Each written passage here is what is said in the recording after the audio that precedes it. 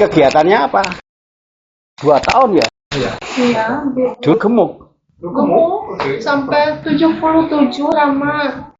Sekarang langsing. Saya sudah 15 tahun kepengen kurus, Bu. Tapi gagal. Gagal total. Lama mangga gemuk. Orang bilang saya gendut ya. Cukup gitu. Cukup ya? Hore. Cukup, Pak. Menurut pengakuan Ibu. Ini mah kekurusan. Rama tiap hari nangis wae Rama. Ya, saya mengerti. Saya bisa merasakan. Karena saya juga pernah. Jadi pusing ke tiap hari Rama. Pusing teh. Rama kok pusing dulu? Enak. Mual. Sampai kaki dia susah jalan. Ya pasti. Rama dulu lama. Lama, Bu. Semua obat, macam-macam obat mah udah saya coba tuh. Langganan saya, dokter. Saya nggak pernah dirawat, tapi dirawatnya di pasaran. Jadi setiap hari dokter itu datang. Setiap hari dokter datang. Nah itu, Bu. Saya punya pengalaman, maka saya tahu rasanya.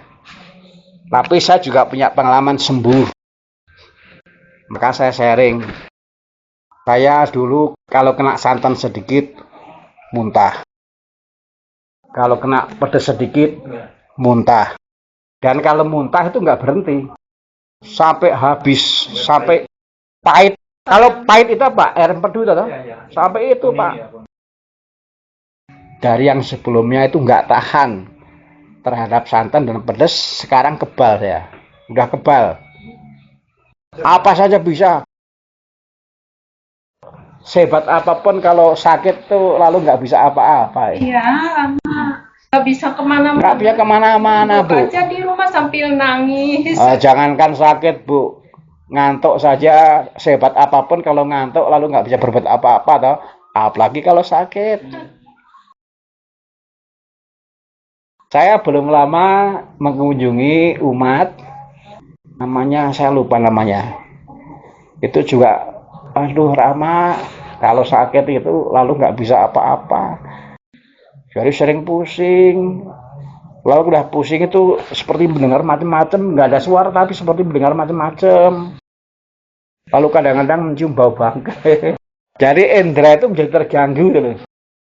Saya nggak tahu sakit apa. Tapi maksud saya gini, memang kalau orang itu sakit lalu nggak bisa apa-apa, hal yang biasa, yang sederhana pun lalu juga nggak bisa dikerjakan. Makanya kalau Ibu sharing mengenai sakit lambung, ya saya bisa merasakan karena saya pernah mengalami. Karina kan bihasna saya terama karena dada sakit. Terus bihasna dirawat 2 kali, ternyata bukan dari jantung, dari asam lambung tinggi katanya gitu. Ya udah saya berobat ke Citra yang bayar itu, ke Citra yang bayar biasa.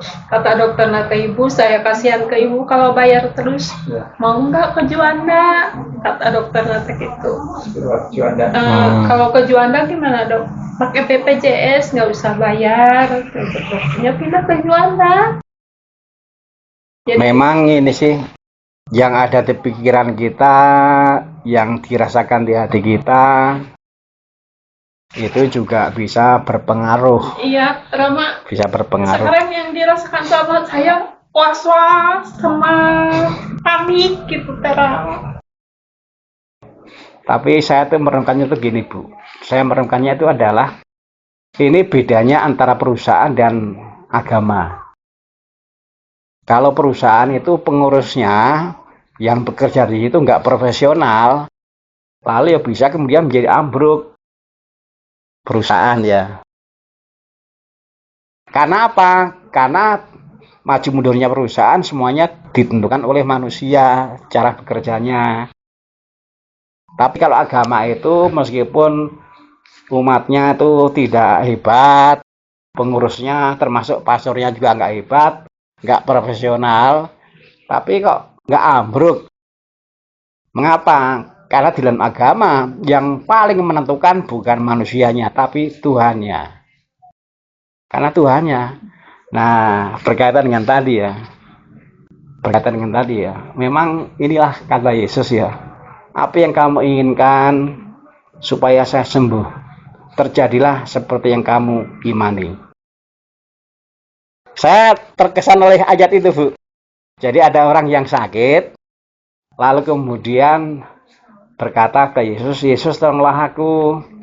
Lalu kemudian Yesus bertanya, apa yang kamu harapkan dari saya supaya saya sembuh? Apa kamu percaya kalau saya bisa menyembuhkan? Ya, saya percaya. Terjadilah seperti yang kau percayai, bahwa saya bisa menyembuhkan. Sembuhlah. Nah, Rama harus percaya. Saya yang namanya. Iya. Sampai saya bilang karena panik, terus cemas, was-was, sampai ke dokter. Dokter ini yang jelas saya penyakitnya apa sih, Dok? Ini ibu GERD-nya udah parah. Apa? GERD. Lambung. GERD, oh, lambung. Dari lambung udah parah. Udah parah. Kalau lambung emang kayak gini, Bu. Jadi ibu pikirannya harus tenang, harus enjoy. Ini dari pikiran juga bisa kena. Cuma tadi kan cemas saya kan ini nambah. Tiap hari cemas, was-was, panik. Iya. Saya mengerti, Bu. Mengerti betul. Nah, saya mau sharing ini, Bu. Mau sharing. Saya akan membantu Ibu sebatas yang saya bisa lakukan. Saya tidak omong kosong. Dasar saya adalah sabda Tuhan, tetapi juga pengalaman banyak orang, dan saya juga. Mungkin pelan-pelan kita mengusahakan supaya yang ada di pikiran kita, yang ada di hati kita, bukan was-was, bukan cemas, tapi percaya pada Yesus. Saya omong tentang yang terjadi, yang dialami ya. Tapi saya memulai dari kitab suci. Bahwa di kitab suci ada orang yang sakit, dan dengan penuh keyakinan dia minta kepada Yesus supaya menyembuhkan. Yesus menghampiri orang itu dan bertanya, apa yang kau kehendaki? Sembuhkan saya. Apa kamu percaya kalau saya bisa menyembuhkan? Percaya. Lalu Yesus berkata, terjadilah seperti yang kau percayai, bahwa saya bisa menyembuhkan. Sembuhlah. Sembuh. Ini yang ada di kitab suci. Lalu bagaimana dengan yang ada di kenyataan? Ada seperti itu. Saya akan bantu Ibu dengan doa, tak terkecuali nanti sebentar lagi, supaya yang ada di dalam pikiran, yang ada di hati, yang banyaknya yang berkembang bukan was-was dan takutnya ya, tapi percayanya. Ini ada kitab suci, ada di kenyataan, yang bahkan kalau ngomong soal kenyataan yang tidak jauh dari hidup saya. Saya bukan hanya omong, tapi saya mengalami, Bu. Jadi nanti Ibu mungkin harus lebih sering merenungkan kata-kata saya. Itu bukan omong kosong, ada di kitab suci. Oh, ternyata kitab suci itu benar ya. Bukan hanya di kitab suci, oh ternyata memang seperti itu. Itu yang menyebabkan mengapa meskipun gereja itu pengurusnya, pastornya nggak hebat, tapi masih laku, yaitu tadi. Karena ada Tuhan di situ. Memberi pencerahan ya, Bu ya. Satu, yang kedua, saya lihat hiburannya Ibu kan hanya televisi ya. Nah, kalau saya boleh sharing ya, Bu. Karena pada akhirnya yang kita lihat itu kan juga berpengaruh terhadap yang kita pikirkan dan yang ada di hati. Nah, mungkin kalau mau nonton hiburan, nonton televisi, tontonlah yang lucu-lucu saja, Bu. Kalau nonton HP juga yang itu teh suka kepikiran, Rama. Nah, Ibu sendiri sudah mengungkapkan kan, udah sharing kan. Bahkan ternyata yang ditonton di HP suka kepikiran. Ya, suka pikiran. Terus kalau orang ngomong ini kepikiran, Rama. jadi nggak bisa hilang gitu. Maka kalau saya boleh, ini saya sebagai gembalanya, saya mau memberi kegembalaan di samping yang tadi. Nah, sekarang berkaitan dengan yang sering kita tonton, karena ibu hiburannya kan hanya tontonan. Nah, tapi apa yang mau ditonton kan kita yang menentukan. Kita yang memilih, kalau istilah Pak Mugi. Nah, yang televisi, tontonlah yang menghibur saja, yang lucu-lucu. HP, tontonlah yang lucu-lucu. Nah, dalam hal ini saya banyak belajar dari anak-anak. Kadang-kadang anak-anak itu kan sibuk dengan HP. Saya sering penasaran kan, apa sih yang dilihat? Oh, ternyata yang lucu-lucu, kartun. Jadi Yesus ada benarnya. Kalau di tengah-tengah orang dewasa yang sibuk dengan kehormatan kekuasaan, lalu Yesus membawa anak kecil di pangkuannya dan berkata, jadilah seperti ini, seorang anak. Nanti lain kali kalau saya berkunjung ke sini, saya akan bertanya mengenai bagaimana yang ditonton. Saya janji, Bu, nanti akan ke sini lagi. Untuk tadi, memastikan dan meneguhkan, mengingatkan. Ya, sekarang juga suka pilih-pilih, karena kalau berita-berita gitu suka dimatiin gitu. Kalau yang sinetron yang biasa dilihat. Tapi sinetron kan juga banyak yang nangis-nangis. Iya. Ibu mendingan nonton yang komedi, yang lawak. Ada toh. Si itu siapa sih? Aduh, saya lupa. Andre itu loh. Oh iya. Iya, si Andre ya. Si Andre Ayu Ting Ting kayak. Itu kan hiburan toh. Itu saja, Bu. Ya, Bu ya. Jadi saya titip dua hal ya, Bu ya. Pertama, berkaitan dengan Tuhan yang bekerja, yang bukan hanya di kitab suci, tapi ternyata juga dalam kehidupan nyata. Tadi saya sudah cerita. Jadi pertama itu kita harus membesarkan percaya pada Tuhan Yesus supaya nggak was-was ya. Itu nggak mengada-ada karena nyata toh. Lalu yang kedua berkaitan dengan yang ditonton, entah itu dari HP maupun dari televisi. Yang lucu-lucu banyak ya, Bu ya. Saya titip itu ya, Bu ya. Saya dan Pak Mugi nggak bisa yang lain-lain, bisanya hanya itu. Saya belum lama ngobrol dengan Pak Mugi. Kita nggak usah merancang. Kita nanti ke sana mau ngomong apa, nggak usah merancang. Yang penting kita punya niat baik. Nanti Tuhan akan menuntun. Semuanya mengalir ya. Ternyata yang spontan terbukti kan, Pak. Yang spontan bukan berarti ecek-ecek. Nggak ada kabar. Saya memang memberitahu Pak Mugi, yuk kita buktikan. Kita buktikan bahwa lewat kebaikan yang spontan, sederhana, Tuhan juga bekerja. Sekarang terbukti tak? Ibu mengatakan nggak ada kabar. Memang saya mau buktikan ke Pak Mugi. Yang tanpa rencana itu asal kita tulus menjalani, Tuhan menuntun. Wah, ternyata ibu sampai menangis toh. Ya, Bu ya.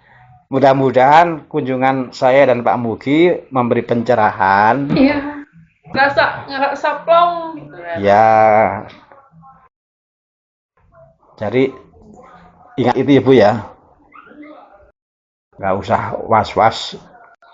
Itu masih mending, Bu. Maka saya itu bisa merasakan, Bu. Saya itu bisa merasakan. Yuk, Mbak, kita tuh memperhatikan orang-orang yang nggak bisa ke lingkungan, yang nggak bisa ke gereja karena sakit. Jangan kita hanya memperhatikan orang-orang yang bisa ke gereja, yang bisa ke lingkungan. Saya tadi cerita ke Pak Mugi. Waktu saya terbanyaknya bukan untuk misa, bukan. Waktu saya banyaknya untuk keliling mengunjungi yang sakit, termasuk seperti ibu. Maaf kalau jaraknya jarang, karena memang banyak. Tapi tadi, Bu, waktu saya banyaknya bukan untuk misa, bukan. Waktu saya banyaknya untuk keliling, Saya cerita ke Pak Mugi, mengapa seperti itu? Karena saya mau mengikuti Yesus. Yesus banyaknya hidupnya, waktunya untuk keliling. Untuk keliling. Saya masih jauh, sangat jauh. Tapi saya berusaha untuk mengikuti Yesus yang menggunakan banyak waktunya untuk keliling. Kalau matahari terbit seperti ini, saya keliling mengunjungi yang sakit. Nanti kalau malam, saya kelilingnya ke lingkungan. Bukan hobi, bukan soal senang. Hanya karena saya mau ikut Yesus. Yesus yang senang keliling. Nah, saya percaya bahwa kelilingnya saya dan Pak Mugi pada hari ini juga digunakan oleh Yesus untuk meneguhkan yang ada di hati dan pikiran. Harus yakin itu, Bu. Karena kami nggak punya motivasi yang lain, Bu. Kami motivasinya ingin menghadirkan Yesus yang keliling mengunjungi yang sakit. Hanya itu, nggak ada motivasi yang lain. Ya, Bu ya. Kita berdoa, nanti saya memberkati Ibu ya, Bu ya. Dalam nama Bapa dan Putra dan Roh Kudus. Amin. Tuhan yang Maha Baik, kami bersyukur kepadamu karena pada pagi ini Pak Mugi, saya dan Ibu bisa berkumpul bersama.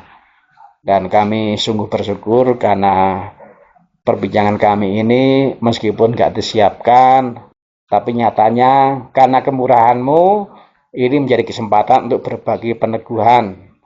Supaya kami semakin percaya kepada Yesus penyembuh, supaya pikiran hati kami juga semakin diisi oleh harapan, oleh sukacita akan Yesus penyembuh. Kami mohon secara khusus untuk Ibu, semoga rahmat-Mu kau limpahkan lebih berlimpah.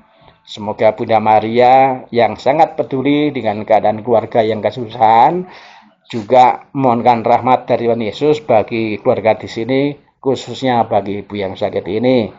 Tidak lupa kami juga berdoa bagi suami dari Ibu ini yang tadi kami melihat sedang bekerja di sawah. Semoga suami juga keberkati, bisa bekerja dengan sebaik-baiknya, diberikan kesehatan. Dan pada akhirnya kami mohon semoga suami, istri, ibu dan bapak ini juga keluarganya diberkati oleh Allah Yang Maha Kuasa, Bapa, Putra dan Roh Kudus. Tuhan memberkati. Yesus bekerja. Yakin ya, Bu ya? Sami-sami.